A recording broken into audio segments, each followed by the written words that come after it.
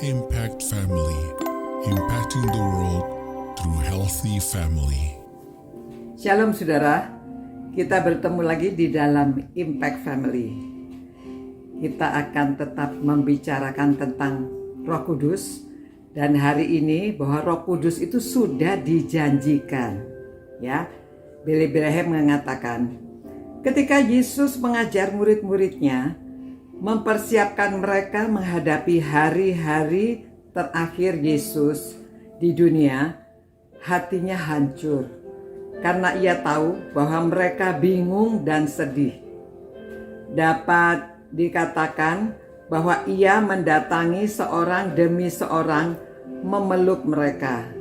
Kepada mereka masing-masing diberi penjelasan yang sederhana, seperti layaknya seorang bapak kepada anak-anaknya, tentang kebenaran penting yang ingin disampaikan agar mereka dapat mengerti. Pada suatu waktu ia berkata, "Tetapi sekarang aku pergi kepada Dia yang telah mengutus aku, dan tiada seorang pun di antara kamu yang bertanya kepadaku, 'Kemana engkau pergi?' Tetapi karena aku mengatakan hal itu kepadamu, sebab itu hatimu berduka cita. Namun benar yang kukatakan ini kepadamu adalah lebih berguna bagi kamu jika aku pergi.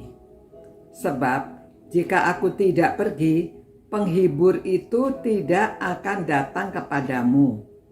Tetapi jikalau aku pergi, aku akan mengutus Dia kepadamu." Ini Yohanes pasal 16 ya, ayat 5-7.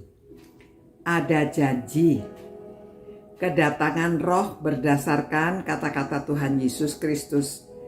Tidak ada syarat-syarat yang dibubuhkan. Yesus tidak mengatakan bahwa Ia akan mengirimkan penghibur itu kepada sebagian orang yang percaya saja. Ia juga tidak mengatakan bahwa kita harus mengikuti organisasi tertentu atau dapat menunjukkan derajat kerohanian yang lebih tinggi daripada yang lain. Ia hanya mengatakan, "Jikalau aku pergi, aku akan mengutus Dia kepadamu." Dan Yesus Kristus membuat janji, Ia tidak akan mengingkari atau melupakannya. Kita boleh meragukan janji seorang, bahkan kita juga dapat meragukan janji kita kepada orang lain. Tetapi tidak pernah Yesus memberikan janji yang tidak pasti. Ada orang yang meremehkan pribadi Yesus hanya sebagai guru agung, atau hanya salah seorang pemimpin agama yang terkemuka di dunia ini. Tetapi tentang janji-janji menarik sekali untuk membandingkan kata-katanya dengan kata-kata pemimpin agama besar lainnya dan pemimpin filsafat lainnya. Umpamanya ketika pendiri Buddha mengucapkan kata-kata perpisahan di hadapan para pengikutnya, ia mengatakan, "Kau hanya menjadi terangmu sendiri." Atau ketika Sokrates akan meneguk cawannya yang fatal itu, salah seorang muridnya berduka sebab mereka akan ditinggalkan yatim piatu. Pemimpin-pemimpin agama dunia dan para ahli filsafat tidak dapat memberikan janji bahwa mereka tidak akan meninggalkan pengikutnya. Murid-murid Yesus Kristus tidak ditinggalkan sendirian. Ia mengatakan, "Aku tidak akan meninggalkan kamu sebagai yatim piatu. Aku datang kembali kepadamu." Ini Yohanes 14 ayat 18. Menarik sekali bahwa kata yatim piatu dalam bahasa Yunaninya sama dengan kata yang dipakai oleh murid Sokrates ketika ia menyadari bahwa dia akan ditinggalkan sendirian. Nah, janji itu dipenuhi. Yesus mengatakan bahwa ia akan meninggalkan murid-muridnya sesaat, dan memang demikian. Pada saat penyaliban, kematian, dan penguburan yang mengerikan itu, kesangsian dan penderitaan mencekam pikiran mereka yang mengasihinya. Ia masih belum dipermuliakan, ditanda kutip, ya. Maka janji akan rohnya masih belum menjadi kenyataan. Tetapi kita mengetahui apa yang terjadi sesudah itu.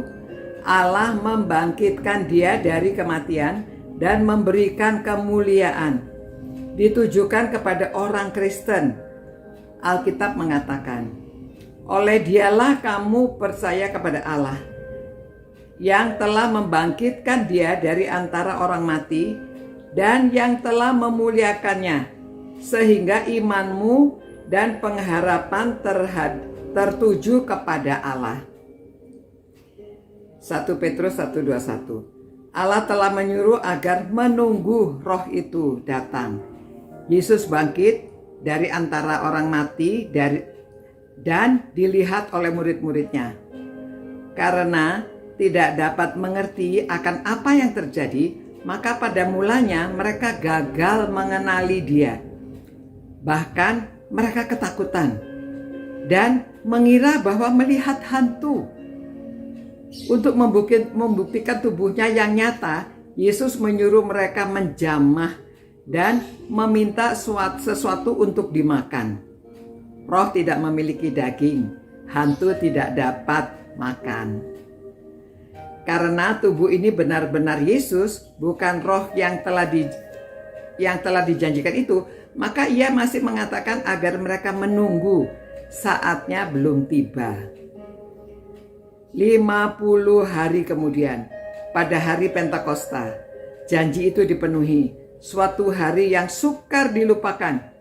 Sukar bagi kita membayangkan kejadian yang menakjubkan itu pada hari Pentakosta itu, karena keadaan kita yang dibatasi oleh tubuh dan pengetahuan yang ilmiah dan praktis. Ketika tiba hari Pentakosta, semua orang percaya berkumpul di satu tempat. Tiba-tiba turunlah dari langit suatu bunyi seperti tiupan angin keras yang memenuhi seluruh rumah di mana mereka duduk. Dan tampaklah kepada mereka lidah-lidah seperti nyala api yang bertebaran dan hinggap pada mereka masing-masing. Maka penuhlah mereka dengan Roh Kudus. Lalu mereka mulai berkata-kata dalam bahasa-bahasa lain, seperti yang diberikan oleh Roh itu kepada mereka untuk menyatakannya. Nah, itu janji yang dipenuhi. Ya, hari ini sampai di sini dulu. Nanti besok kita lanjutkan lagi. Tuhan, terima kasih Tuhan atas janji-Mu akan Roh Kudus, sehingga kami mengerti dan kami tahu bahwa Engkau tidak meninggalkan kami yatim piatu. Engkau menyertai kami dan Roh Kudus menyertai kami. Dalam nama Tuhan Yesus kami berdoa, dan biarlah Tuhan sendiri yang memberikan penerangan kepada setiap orang yang merenungkan firman-Mu ini. Terima kasih Tuhan. Amin. Nah, saudara-saudara, kita terus supaya semakin mengerti menjadi anak-anak Tuhan, dan kita semakin bertumbuh di dalam Tuhan. Sampai berjumpa pula. Ciao. Impact Family, impacting the world through healthy family.